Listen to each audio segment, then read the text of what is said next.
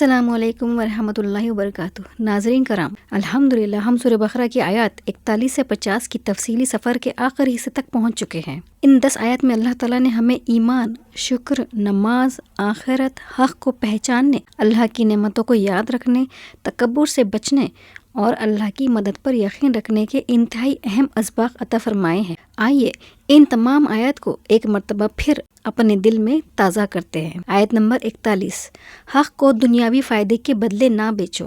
اللہ تعالیٰ بنی اسرائیل کو حکم دیتے ہیں کہ میری نازل کردہ کتاب پر ایمان لاؤ اور حق کو دنیاوی فائدے کے بدلے نہ بیچو۔ اس آیت کا پیغام ہمارے لیے بھی ہے۔ جب ہمیں حق معلوم ہو جائے تو ہمیں اپنی خواہش، مفاد، شہرت یا لوگوں کے خوف کی وجہ سے حق کو نہیں چھوڑنا چاہیے۔ ایک مومن کی زندگی میں اللہ کا حکم سب سے مقدم ہونا چاہیے۔ آیت نمبر 42، اللہ تعالیٰ فرماتا ہے، اور حق کو باطل کے ساتھ نہ ملاؤ اور جان بوجھ کر حق کو نہ چھپاؤ۔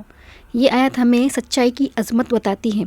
آج بھی انسان کبھی اپنی عزت، کاروبار، تعلقات یا مفاد کے لیے حقیقت چھپا لیتے ہیں، لیکن مومن کو یاد رکھنا چاہیے کہ اللہ سے کچھ بھی پوشیدہ نہیں ہے۔ آیت نمبر 43، نماز، زکوٰۃ اور جماعت۔ اللہ تعالیٰ فرماتے ہیں، نماز قائم کرو، زکوٰۃ ادا کرو اور رکوع کرنے والوں کے ساتھ رکوع کرو۔ یہاں عبادت کے ساتھ اجتماعیت کا بھی سبق ہے۔ اسلام انسان کو صرف اپنی ذات کی اصلاح نہیں سکھاتا بلکہ معاشرے کے حقوق بھی ادا کرنے کا حکم دیتا ہے۔ نماز اللہ سے تعلق مضبوط کرتی ہے جبکہ زکوٰۃ انسان کو دوسروں کے حقوق یاد دلاتی ہے۔ آیت نمبر 44، دوسروں کو نیکی کا حکم اور اپنی اصلاح۔ اللہ تعالیٰ فرماتے ہیں، کیا تم لوگوں کو نیکی کا حکم دیتے ہو اور اپنے آپ کو بھول جاتے ہو؟ یہ آیت ہر داعی، ہر استاد، والدین اور ہر مسلمان کے لیے ایک بہت بڑی نصیحت ہے۔ ہم دوسروں کو نماز کا کہیں لیکن خود نماز چھوڑ دیں، دوسروں کو جھوٹ سے روکے لیکن خود جھوٹ بولے، دوسروں کو صبر کا کہے لیکن خود معمولی بات پر غصہ کرے، تو ہمیں سب سے پہلے اپنی اصلاح کرنی چاہیے۔ آیت نمبر 45 اور 46، صبر، نماز اور آخرت کا یقین۔ اللہ تعالیٰ فرماتے ہیں، صبر اور نماز کے ذریعے مدد حاصل کرو۔ لیکن پھر بتایا کہ یہ نماز ان لوگوں کے لیے مشکل نہیں جو اللہ کے سامنے جھکنے والے ہیں۔ اور وہ لوگ کون ہیں؟ جو یقین رکھتے ہیں کہ انہیں اپنے رب سے ملنا ہے اور اسی کی طرف لوٹ کر جانا ہے۔ یہاں ایک بہت بڑا گہرا تعلق ہے۔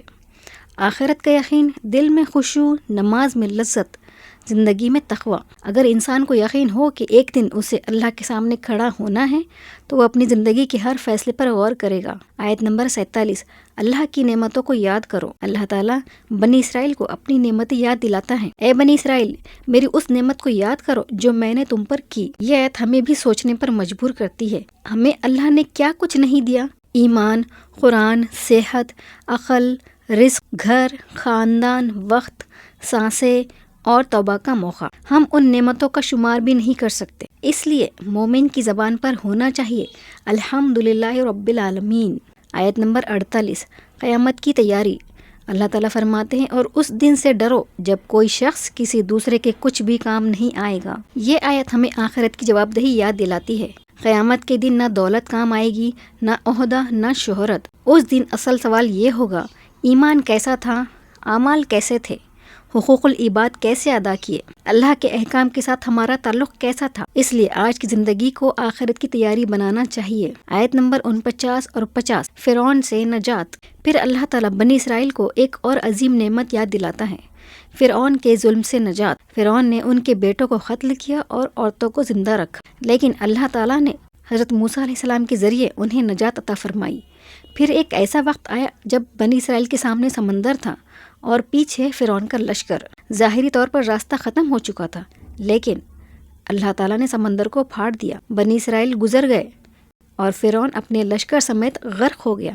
ناظرین، اگر ہم آیات 41 سے 50 کو ایک ہی پیغام میں سمیٹے تو وہ یہ ہوگا، اللہ کے حق کو پہچانو، اسے قبول کرو، نماز اور صبر سے مدد لو، اللہ کی نعمتوں کو یاد رکھو، آخرت کی جواب دہی کو سامنے رکھو اور مشکل وقت میں اللہ کی مدد سے مایوس نہ ہو۔ ان آیات سے ہماری زندگی کے لیے 10 عملی اسباق ملتے ہیں۔ نمبر 1، حق سامنے آئے تو قبول کرے، اپنی انا اور خواہش کو حق کے مقابلے نہ رکھیں۔ نمبر 2، سچ کو نہ چھپائیں، چاہے سچ ہمارے خلاف ہی کیوں نہ ہو۔ نمبر 3، نماز کو اپنی زندگی کا مرکز بنائیں۔ نماز صرف فرض نہیں بلکہ اللہ سے تعلق کا ذریعہ ہے۔ نمبر 4، صبر اختیار کرے، مشکل وقت ہمیشہ نہیں رہتا، نمبر 5، اپنی اصلاح پہلے کرے، دوسروں کو نصیحت کرنے سے پہلے اپنے عمل کو دیکھے۔ نمبر 6، اللہ کی نعمتوں کو یاد کریں، جو ہمارے پاس ہے اسے بھی دیکھے، صرف جو نہیں ہے اس کی فکر نہ کرے۔ نمبر 7، آخرت کو نہ بھولے، دنیا کی کامیابی عارضی ہے، اصل کامیابی آخرت کی ہے۔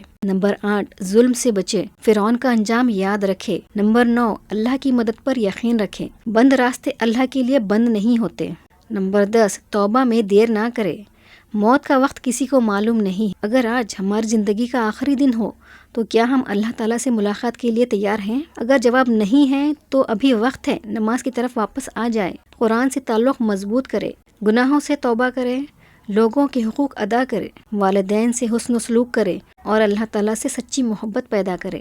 ناظرین کرام، بنی اسرائیل کے سامنے سمندر تھا لیکن اللہ نے راستہ بنا دیا۔ آپ کی زندگی میں بھی شاید کوئی ایسا سمندر ہو جس کے پار آپ کو راستہ نظر نہیں آ رہا، لیکن یاد رکھے اللہ کے لیے کوئی راستہ ناممکن نہیں۔ آپ صرف اپنے رب سے تعلق مضبوط کرے، دعا کرتے رہے، صبر کرے، حلال کوشش کرتے رہے اور اللہ کی رحمت سے مایوس نہ ہو۔ اے ہمارے رب، ہمیں حق کو حق سمجھنے اور اسے اختیار کرنے کی توفیق عطا فرما، باطل کو باطل سمجھنے اور اس سے بچنے کی توفیق عطا فرما۔ ہمارے نمازوں کو اپنی بارگاہ میں قبول فرما، ہمیں صبر کرنے والا اور شکر کرنے والا بندہ بنا۔ اے اللہ، ہمیں اپنی نعمتوں کی قدر کرنے کی توفیق عطا فرما، ہمیں آخرت کی تیاری کرنے والا بنا، قیامت کے دن ہمیں رسوائی سے محفوظ رکھ۔ اے اللہ، ہماری تمام جائز مشکلات کو آسان فرما، جو راستے ہمیں بند نظر آتے ہیں اپنے فضل سے ان میں ہمارے لیے راستے کھول دے۔ ہمیں فرعون جیسے تکبر، ظلم اور سرکشی سے محفوظ رکھ اور حضرت موسیٰ علیہ السلام جیسے توکل، یقین اور اللہ پر بھروسے کی صفت عطا فرما۔ اے اللہ، ہمیں قرآن پڑھنے، سمجھنے اور اس پر عمل کرنے والا بنا، ہماری توبہ قبول فرما، ہمارے والدین، اہل خانہ اور تمام مسلمانوں پر رحم فرما اور ہمیں دنیا و آخرت کی کامیابی عطا فرما، آمین یا رب العالمین۔ الحمدللہ، سورہ بقرہ کی آیت 41 سے 50 کا یہ تفصیلی سلسلہ یہاں مکمل ہوا۔ اگر اس تفسیر سے آپ کو ایک بھی بات ایسی ملے جس نے آپ کے دل کو اللہ کی طرف متوجہ کیا تو اسے اپنی زندگی میں ضرور اپنائیں۔ قرآن صرف سننے کے لیے نہیں، قرآن سمجھنے، دل میں اتارنے اور زندگی میں عمل کرنے کے لیے ہے۔ اللہ تعالی ہمیں قرآن کا سچا حق ادا کرنے کی توفیق عطا فرما، آمین یا رب العالمین۔